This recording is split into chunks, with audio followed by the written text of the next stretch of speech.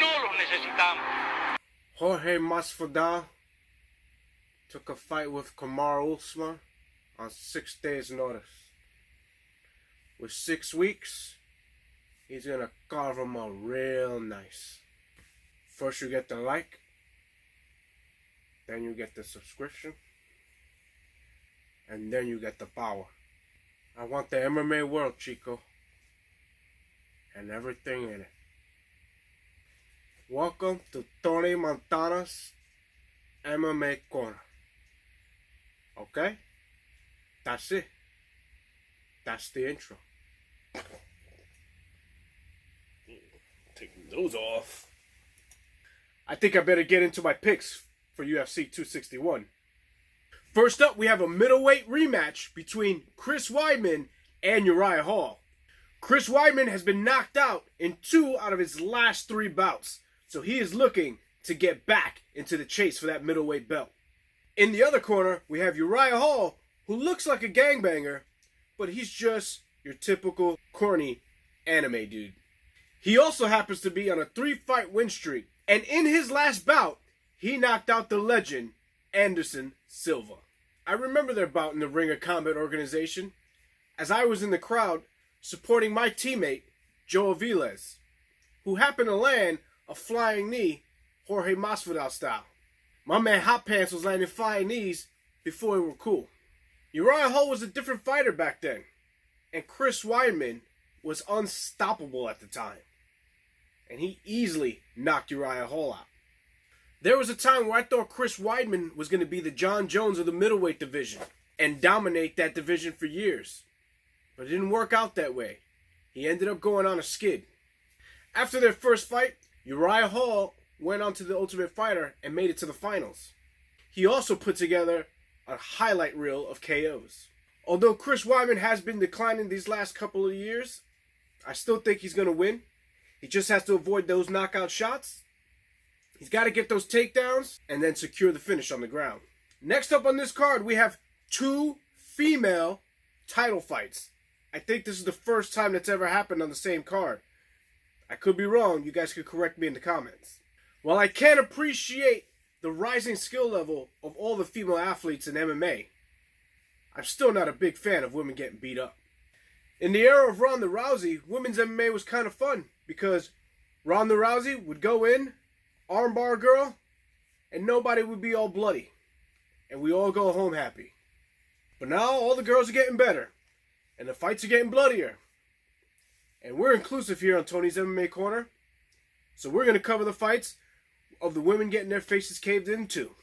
And that's what we call progress.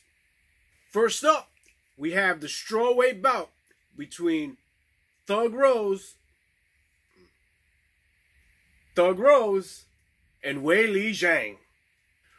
In her last bout, Rose Namajunas avenged her KO slam against Jessica Andrade. In the champion's last bout, Weili Zhang lumped up Joanna. Also, it looks like Zhang's lone loss is to some broad named Mang Bo. That sounds like a character in a Bruce Lee flick.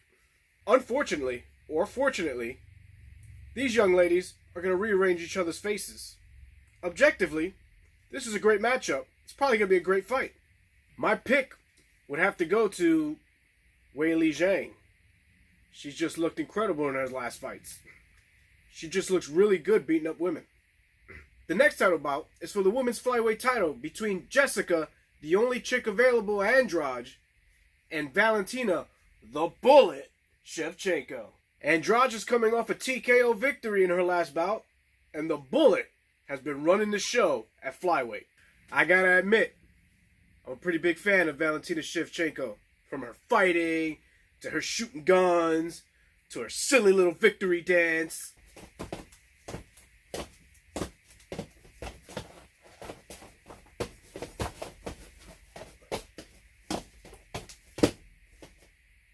Nailed it. If Amanda Nunes Jackson didn't exist, Shevchenko would be the GOAT. I'm calling the Bullet by head kick KO. And now for the main event of the evening. We have the fight for the welterweight strap between Jorge Masvidal and Kamaru Marty Usman.